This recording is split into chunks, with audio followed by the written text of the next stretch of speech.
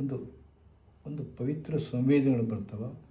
ಆ ಫ್ರೀಕ್ವೆನ್ಸಿಗೆ ಆಧ್ಯಾತ್ಮಿಕ ಲೇಪನ ಬರ್ತದೆ. ಅದಕ್ಕೆ ಫ್ರೀಕ್ವೆನ್ಸಿ ಒಳಗೆ ಅದಾವ ಕರೆ, ಬಟ್ ದೀಕ್ಷಾ ಕೊಡೋ ಕಾಲಕ್ಕೆ ದೀಕ್ಷೆಗೆ ಮತ್ತೇನಲ್ಲ, ಗುರುವಿನಿಂದ ಹಸ್ತ ಮಸ್ತಕ ಸಂಯೋಗ. ಶಿಷ್ಯರ ತಲೆಯ ಮೇಲೆ ಗುರುವಿನ ಹಸ್ತ ಬಂದಾಗ ಹಸ್ತ ಮಸ್ತಕ ಸಂಯೋಗ, ಅದಕ್ಕೆ ದೀಕ್ಷೆ ಅಂತಾರೆ. ಧೀ ಮೀನ್ಸ್ ಬುದ್ಧಿ. ಧೀ ಅಂದರೆ ಬುದ್ಧಿ.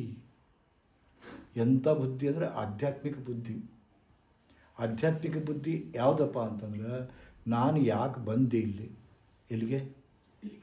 ಭೂಮಿಗೆ. ಎಲ್ಲಿಂದ ಬಂದೆ? ಎಲ್ಲಿಂದ ಬಂದೆ?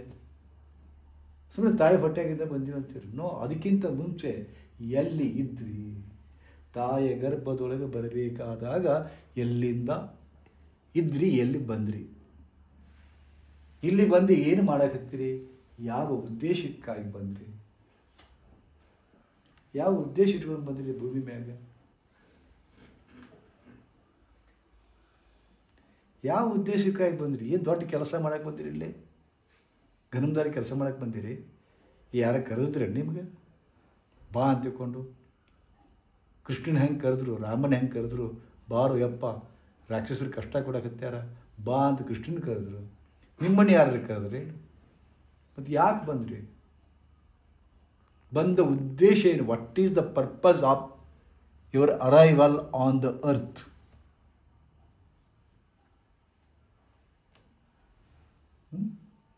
ಮತ್ತು ಏನು ಮಾಡಕತ್ತೀರಿ ಇಲ್ಲಿ ಬಂದು? ಏನು ಮಾಡಕತ್ತೀರಿ?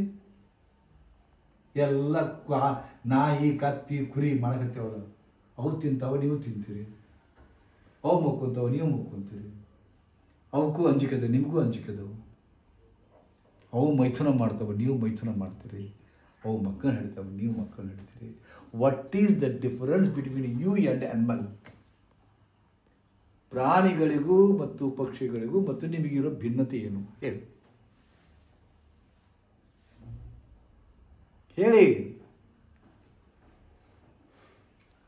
ಈ ಥರದ ಬುದ್ಧಿಗೆ ಧೀ ಅಂತಾರ. ಧೀ ಅಂದ್ರೆ ಮತ್ತೇನಲ್ಲ, ಧೀ ಬರ್ತದಲ್ಲ, ಧಿಯೋ ಯೋ ನ ಪ್ರಚೋದಯಾತ್, ಗಾಯತ್ರಿ ಮತ್ತು ಬರ್ತಿಲ್ಲ, ಧಿಯೋ. ಒಳಗಿನ ಕಾನ್ಷಿಯಸ್ನೆಸ್ ಅದ, ಅದನ್ನು ಆ್ಯಕ್ಟಿವ್ ಮಾಡಬೇಕಾಗ್ಯದ, ಜಾಗೃತಿ ಮಾಡಬೇಕಾಗ್ಯದ. ಅದಕ್ಕೆ ವಿವೇಕಾನಂದರು ಹೇಳಿದರು, ಏಡಿ ಅಂದರು ಅವರು. ಏಡಿ ಅಂದರು, ಬರೀ ಏಡಿ ಅಂತ ಸುಮ್ಕು ಆಗಲಿಲ್ಲ ಅವರು, ಎದ್ದೇಳಿ ಅಂದರು ಅವರು. ಉತ್ತಿಷ್ಠ ಅಂದರು, ಉತ್ತಿಷ್ಠ ಜಾಗೃತ. ಜಾಗೃತ, ಅದಕ್ಕೆ ಜಾಗೃತಕ್ಕೆ ಧೀ ಅಂತಾರೆ. ನಾವು ಯಾಕೆ ಬಂದೀವಿ? ಏನು ಮಾಡಕತ್ತೀವಿ? ಯಾಕೆ ಈ ದ್ವೇಷ? ಯಾಕೆ ಈ ರೋಷ? ಯಾಕೆ ಆತಂಕ? ಯಾಕೆ ಈ ತಾಕಲಾಟ? ಯಾಕೆ ಈ ವೈರತ್ವ?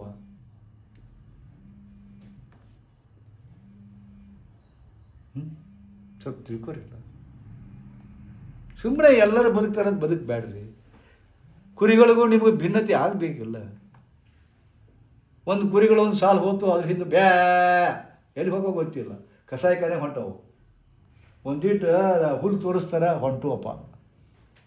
ಹಂಗೆ ನೀವೊಂದು ವಿಷಯಕ್ಕೆ, ಹೆಂಡತಿಗಾಗಿ, ಮಕ್ಕಳಿಗಾಗಿ, ಸಂಸಾರಕ್ಕಾಗಿ ಹೊಂಟ್ರಿ, ಬೀಳ್ತೀರಿ ಪ್ರಪಾತಕ್ಕೆ. ಧೀ ಅಂದ್ರೆ ತಿಳ್ಕೊಂಡು ಮಾಡ್ರಿ. ಅದಕ್ಕೆ ಕ್ಷೋ, ದೀಕ್ಷೋ, ಇಂಥ ಬುದ್ಧಿಯೊಂದಿಗಿರೋದು. ಮತ್ತು ಧೀಕ್ ಮುಂಚೆ ಒಂದು ಅದನ್ನು ನಾಶ ಮಾಡೋದು. ಎಂಥ ಬುದ್ಧಿ? ಸಂಸಾರಿಕ ಬುದ್ಧಿ, ಕುಚೇಷ್ಟ ಬುದ್ಧಿ, ನಿಮ್ಮಲ್ಲಿ ನೆಗೆಟಿವ್ ಬುದ್ಧಿ. ಅವ ನನಗೆ ಮಾಡ್ಯಾನ, ನಾವು ಮಾಡಬೇಕು. ನನ್ನ ದ್ವೇಷ ಮಾಡ್ಯಾನ, ನಾನು ಮಾಡಬೇಕು. ಹಾವಿನ ವೇಷ 12 ವರ್ಷ, ನನ್ನ ದ್ವೇಷ 100 ವರ್ಷ. ಸಾಯಿರಿ ನಾವು ಇಟ್ಕೊಂಡು. ಹಾವಿನ ದ್ವೇಷ 12 ವರ್ಷ, ನನ್ನ ದ್ವೇಷ 100 ವರ್ಷ. ಸಾಯಿ 100 ವರ್ಷ ಇಟ್ಕೊಂಡು ಯಾರಿಗೆ ಬಂತ?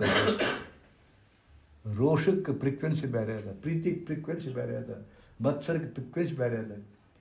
ಕಾಮ, ಕ್ರೋಧ, ಮೋದ ಮೋಹ ಮದ ಲೋಭ ಮತ್ಸರದೊಳಗೆ ಬಿದ್ದು ಸಾಯಕತ್ತೀವಿ. ಅದಕ್ಕೆ ಧೀ ಅಂತಾರೆ. ಹೌದಾ? ಈ ಬುದ್ಧಿಯನ್ನು ಡೆವಲಪ್ ಮಾಡಿಕೊಂಡು ಆ ಬುದ್ಧಿಯನ್ನು ನಾಶ ಮಾಡ್ಕೊಳ್ಳೋಕೆ ದೀಕ್ಷಾ ಅಂತಾರೆ. ಗೊತ್ತಾಯ್ತಾ? ಈಗ ನಿಮಗೆ ನನಗೆ ಒಂದು ಆಶೆ ಅದ, ನಿಮಗೆ ದೀಕ್ಷಾ ಕೊಡಬೇಕು. ಇದೊಂದು ಆಧ್ಯಾತ್ಮಿಕ ಅನುಭೂತಿ ಅಂತ ನಾನು ಹೇಳ್ತೀನಿ. ಒಂದು ಅನುಭೂತಿ, ಇದು ಒಂದು ಅನುಭವ. ಸೊ ನಿಮಗೇನಾದರೂ ಆ ಅನುಭೂತಿ ಅಥವಾ ಅನುಭವ ಆಯಿತಾ ತಿಳ್ಕೊಬೇಕಾಗಿತ್ತು ನನಗೆ.